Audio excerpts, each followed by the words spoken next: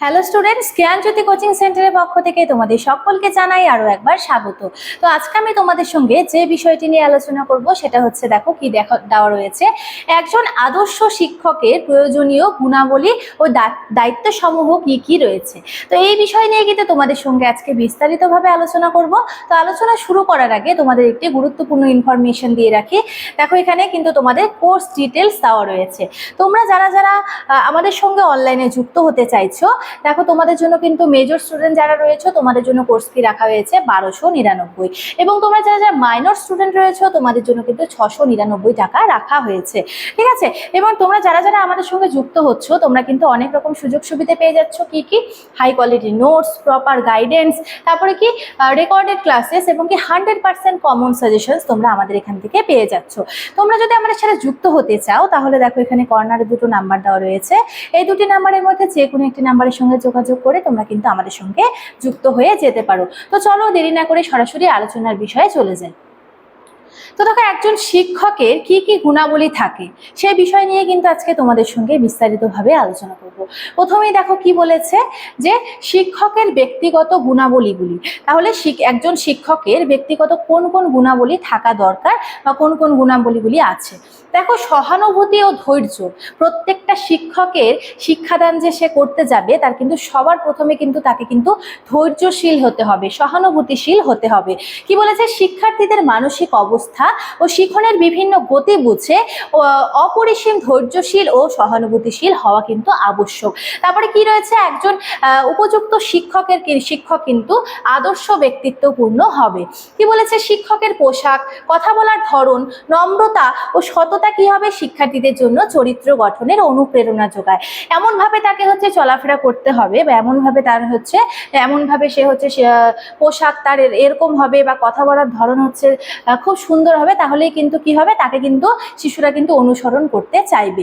সেটাই বলেছে, শিক্ষকের পোশাক, কথা বলার ধরন, নম্রতা, সততা শিক্ষার্থীদের জন্য কিন্তু চরিত্র গঠনে অনুপ্রেরণা যোগায়। তারপরে কি? নিরপেক্ষ দৃষ্টিভঙ্গি। একজন শিক্ষকের কিন্তু ব্যক্তিগত গুণাবলী হিসেবে নিরপেক্ষ দৃষ্টিভঙ্গি থাকে।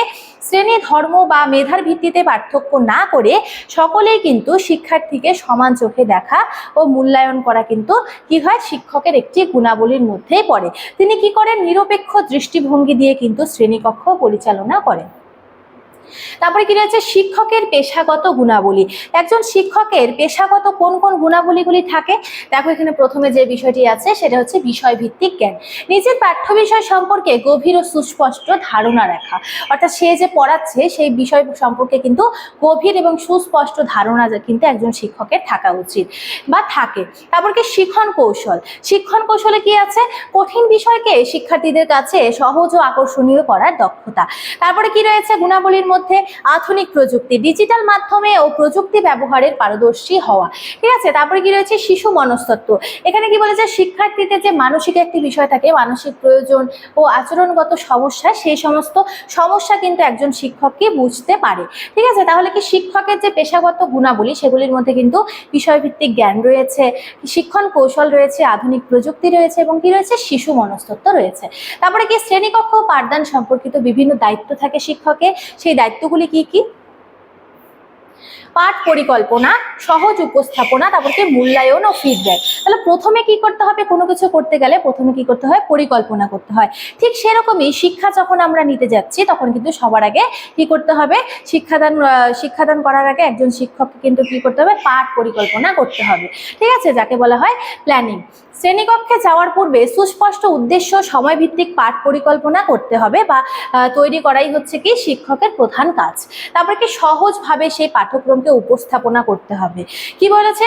উপযুক্ত শিক্ষা সহায়ক উপকরণ যেমন কি TLM ও বাস্তব উদাহরণ ব্যবহার করে সহজভাবে কিন্তু পাঠ উপস্থাপন করতে হবে। তারপরে কি? মূল্যায়ন ও ফিডব্যাকের দিকে কি বলেছে?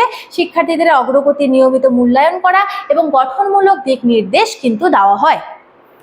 তাহলে দেখো এখানে কি বলেছে? শ্রেণীকক্ষ ও পাঠদান সম্পর্কিত কিন্তু বিভিন্ন দায়িত্ব থাকে একজন শিক্ষকের। কি কি দায়িত্ব থাকে? পাঠ পরিকল্পনা করা, সেই পাঠকে সুন্দরভাবে উপস্থাপন করা, এবং কি সেই পাঠ সংক্রান্ত প্রত্যেকটা বিষয়ের উপর কিন্তু মূল্যায়ন করা। ঠিক আছে, এই ছিল বিষয়। তারপরে কি রয়েছে? সার্বিক বিকাশ ও সামাজিক দায়িত্ব। দেখো, শিক্ষার্থী যে সার্বিক বিকাশ হয় এক্ষেত্রে কিন্তু বিভিন্ন দায়িত্ব থাকে শিক্ষকের। শিক্ষার্থীদের মধ্যে নৈতিকতা ও মানবিক মূল্যবোধ গঠন করাও কিন্তু একজন শিক্ষকেরই দায়িত্ব। কি বলেছে এখানে, সহপাঠক্রমিক কাজে যেমন কি খেলাধুলা, সংস্কৃতি, নাচ গান কিন্তু অংশ নিতে উৎসাহিত কে করে? আমাদের টিচার কিন্তু করে, অর্থাৎ শিক্ষক। ভবিষ্যৎ ক্যারিয়ারের ও ব্যক্তিগত সমস্যার ক্ষেত্রে সঠিক পরামর্শ কিন্তু আমাদের শিক্ষকই দিয়ে থাকে। তাহলে বলেছে শিক্ষার্থীর সার্বিক বিকাশে কিন্তু শিক্ষকের ভূমিকা কিন্তু অনেকটাই রয়েছে। তারপরে কি সামাজিক ও প্রশাসনিক যে দায়িত্ব, এখানে কিন্তু শিক্ষকের বিভিন্ন ভূমিকা রয়েছে। অভিভাবকদের সাথে নিয়মিত যোগাযোগ রাখছে তারা, এবং অভিভাবক শিক্ষক কিন্তু সভা আয়োজন, যেমন হচ্ছে আমাদের প্যারেন্ট টিচার মিটিং থাকে, সেই মিটিং এর কথা কিন্তু এখানে বলেছে। এখানে কি আছে, বিদ্যালয়ে প্রশাসনিক নিয়ম শৃঙ্খলা রক্ষা কিন্তু নিশ্চিত করে একজন শিক্ষক। তাহলে দেখো, শিক্ষকের কিন্তু অনেক রকম গুণাবলী থাকে, ঠিক আছে। একজন যে ভালো শিক্ষক হতে যাবে তার মধ্যে কিন্তু এইসব গুণাবলীগুলি থাকা অত্যন্ত জরুরি বলে মনে করা হয়। তারপরে কি আছে, সমাজ গঠনে সচেতনতামূলক কাজে নেতৃত্ব দিয়ে সুনাগরিক তৈরি করাও কিন্তু একজন শিক্ষকের মূল দায়িত্ব। তো দেখো, শিক্ষকের বিভিন্ন গুণাবলী নিয়ে তো আজকে আলোচনা করলাম। তো আজকে আমি আলোচনার বিষয় এতটুকুনি রাখছি। দেখা হচ্ছে তোমাদের সঙ্গে পরবর্তী ভিডিওতে। ততক্ষণ তোমরা সকলেই ভালো থাকো, সুস্থ থাকো। Thank you.